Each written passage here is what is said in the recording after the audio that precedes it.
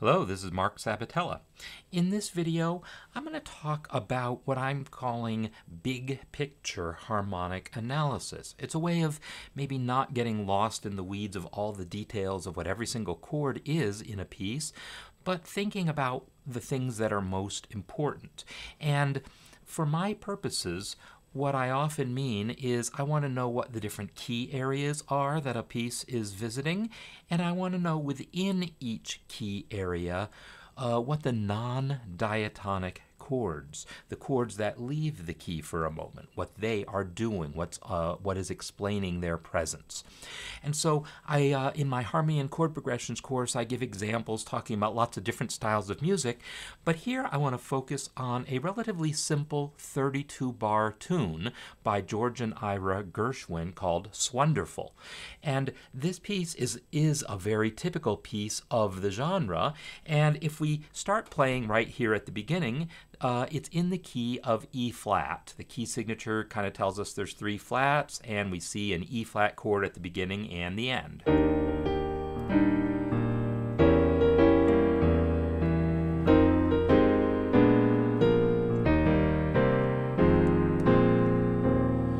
So that first phrase, the 8-measure phrase, is in the key of E flat, and the only chord that's outside the key is that E diminished chord. And this is functioning as the 7 chord in the key of F minor.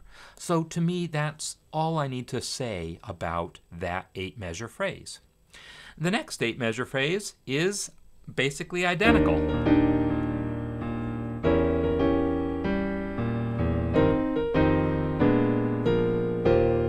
It's identical other than the last note is different. And this is really typical. This form we're going to see is A-A-B-A, and the second A section is identical to the first except for the last note, the last chord or two.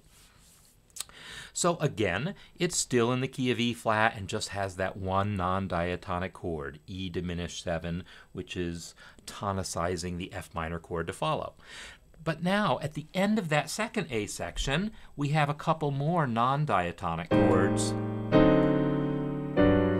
leading to another non-diatonic chord. So what's happening here is we are kind of moving to a new key area.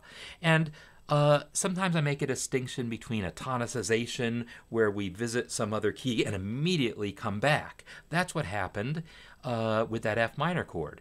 We tonicized it with the E diminished, but then the F minor chord just became the 2 chord in the original key.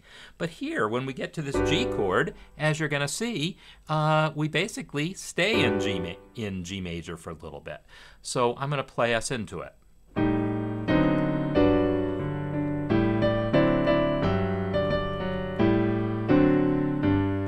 So once we reach G, we actually stay in G for 4 bars. And so this is a modulation. For 4 bars at least, we are in the key of G.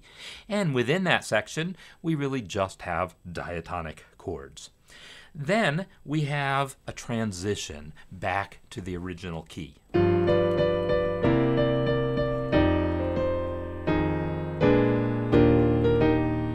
This G7, we might say, oh, it's the 1 chord in the key of G, but also it's the 3 dominant in the key of E flat. This progression here is circle of fifths, dominant 3 to dominant 6 to dominant 2 to dominant 5. And so basically we're only in the key of G for those 4 bars. And that's very, very typical of this genre of music. We're going to have these A forms. This is the B section, and the first half of that B section is often in another key. In this case, an unrelated key. The key of G major is quite far from the key of E flat on the circle of fifths, right?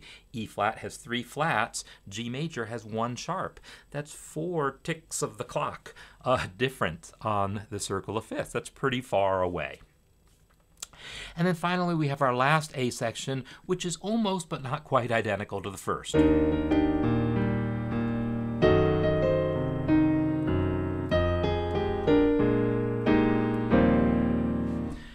So it's a little different melodically, but that final cadence is still 2, 5, 1, so nothing special there. But it's those third and fourth bars where instead of the E diminished chord, we have an F sharp diminished chord and a different melody.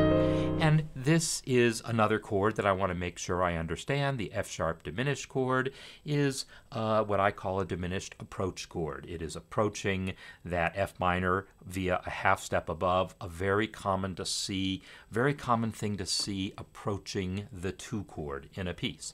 So for my big picture harmonic analysis of this piece, I'm going to say it's in E flat major for the first 2 A sections. That secondary diminished chord there, the E diminished, is the only interesting chord of the bunch harmonically as far as understanding the structure of things. And then it briefly visits the key of G major at the beginning of the bridge and just does 2 5 1s within that. And then we have a circle of fifths progression to get us back to E flat. And we just have that one diminished approach chord in there. That is how I would characterize my big picture harmonic analysis of Swonderful.